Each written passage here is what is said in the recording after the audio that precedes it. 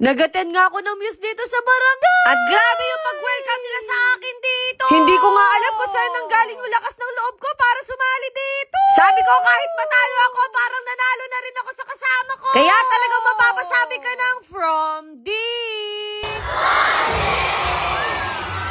At eto nga, kakatapos ko lang maghilamo. Hanggang ngayon, na-stress ako kung ano susuotin ko na sapato. Alam niyo naman ako, gusto ko lagi ako maganda sa paningin niyo, no? Nagpa-practice na nga ako kung paano rumamba, pero parang iba yung sa akin. Opo, may busita na naman ako dumating. Pagbaba ko nga, nandito na yung makeup artist ko. Pinakita ko na nga yung damit ko para sila na yung bahala sa magiging style ng buhok ko. Ah, di ba mali pa yung spelling ng pangalan ko? Kaya minus points kayo sa akin. Hoy, hindi ka gagawin. Pero sa totoo lang, madalang lang talaga may maka-perfect sa spelling ng pangalan ko. Sa susunod, magpapa-exam ako ang maka-perfect may kiss sa akin. Kaso parang mapupudpud yata yung labi ko. Napapansin ko din na parang madalas ako nagpapamakeup ngayon. Kaya pakiramdam ko kapag wala na akong makeup, baka hindi na kayo nagagandahan sa akin. May isang tao kasi nagsabi sa akin na mas maganda daw ako nang walang makeup. Hoy, sino yan? Alam niyo naman, gusto ko talaga maganda ako sa paningin niyo. At sakto, dumating na yung mga kaibigan ko. Sobrang na-appreciate ko nga yung mga kaibigan ko kasi kapag may mga ganito akong ganap, hindi talaga sila a-absent. Nagpaayos na nga din si mama, baka daw siya yung kunin na mute.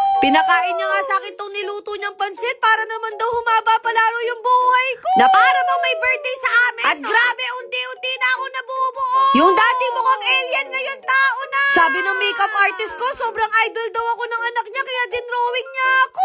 At dahil dyan, maglalaro na tayo ng ganda-gandahan. Kay Miss Catalina pala ako nagpaayos at grabe, nagiging Diyosa talaga ako sa mga makeup niya. Kaya naman binilisan ko na mag-ayos kasi late na naman tayo, At ano? eto nga yung look natin. Sexy na sexy ako sa sarili ko. Sana kayo din. Naku, kung alam niyo lang, buong araw ako nag-practice para sa rampa ko. Gustong gusto ko talaga sumali ng ganito at buti naman na-invite tayo. 4 years na rin kasi yung nakalipas, kaya kabado bete ang ate nyo. Buti na lang kahit may araw, hindi masyadong masakit sa balat. Kasi kung oo, magja-jacket talaga ako. Grabe, nasa labas pa lang ako, naririnig ko na yung hiyawan nila. Mas lumala pa nung dumating si Chawo. Grabe naman si Dina, napaka-supportive. Naku, parang kailangan ko mas galingan sa performance ko mamaya. Hindi ko alam kung ako lang nakakapansin pero mas lalong gumwapo si Chawo.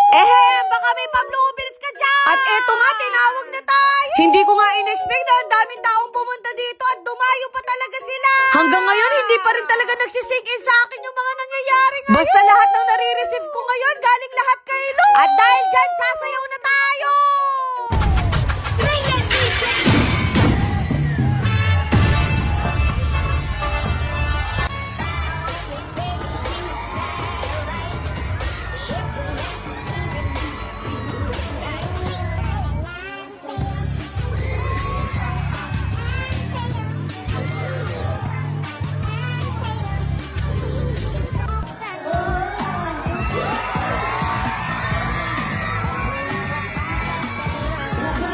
Opo, napasayaw ko din si Chawo. At buti na lang game na game siya, no? Nagsimula na nga yung competition at hindi talaga ako kasama dito. Kita niyo naman, ang gaganda at sexy nila tapos ang galing nila rumampa.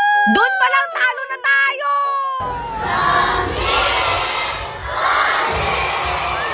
Grabe, sobrang dami nagmamahal sa atin. May nagbigay pa nga ng regalo sa akin at nagpa-autograph na rin. Na para bang artista na ang atake natin, Pinag-usapan nga namin na magrarampa ako dito pero dahil sa sobrang daming tao, hindi talaga kaya. Kaya wala kaming choice kundi lumakad pa uwi na. Sayang pa naman yung effort ko na pinractice na buong araw. Siguro sa bahay na lang ako rarampa. Basta sobrang saya ng puso ko kasi kung hindi dahil sa inyo, wala ako ngayon dito. Kaya hindi talaga ako mapapagod mag-voiceover kahit naiiritan na kayo sa akin. Kumbaga, damay-damay na to. Ayun lang!